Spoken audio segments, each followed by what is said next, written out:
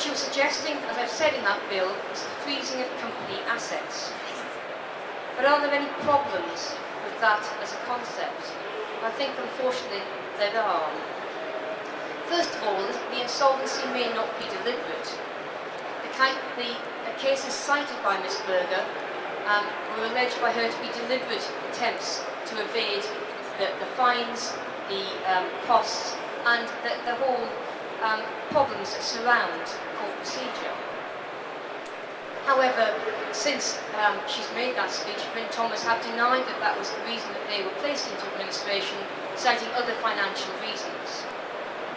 There's certainly a recent case involving an insolvent company that was never linked to a deliberate attempt at insolvency, and that was the case of Pontons, the holiday park people, very familiar household name.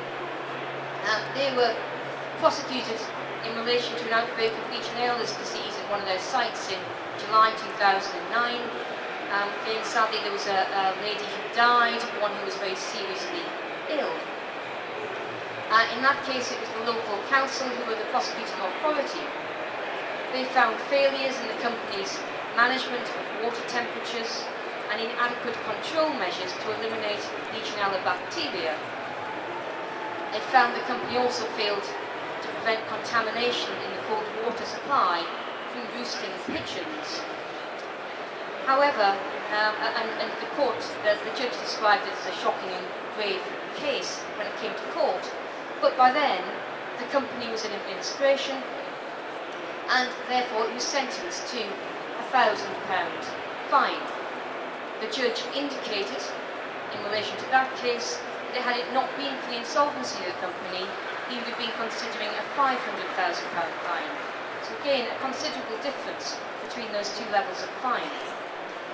There was also an order for costs, which was confined to £10,000, which was a mere fraction of the costs that had been incurred by the prosecution, and it was also noted by the court as not to be enforced because of the insolvency of the company.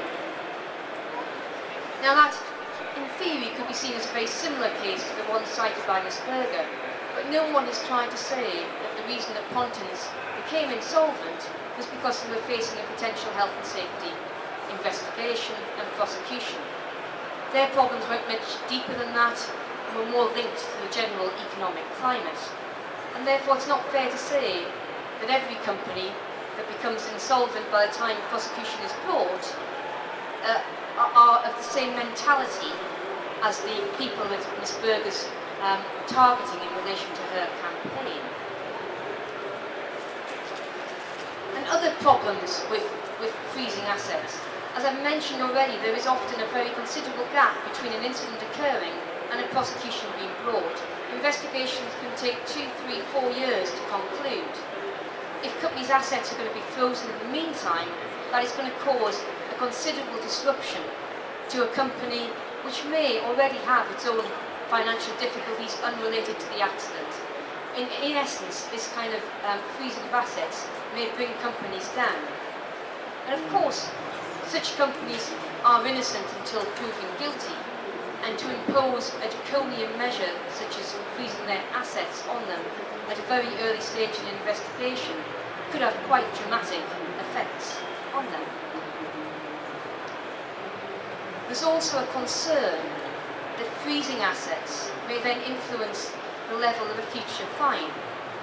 If you can imagine the HSE applying to court to freeze assets, the idea is that they freeze sufficient assets to be able to meet the consequences of any subsequent prosecution.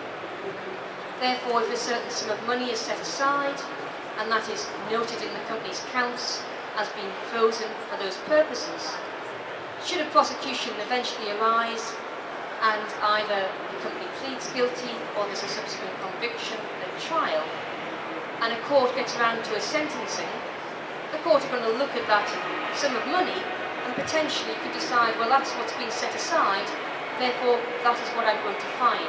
So there could be a linkage there between the initial freezing of the assets and the eventual fine, rather than the court taking the view that we take at the moment of looking at the overall picture and coming to a conclusion as to what the right financial penalty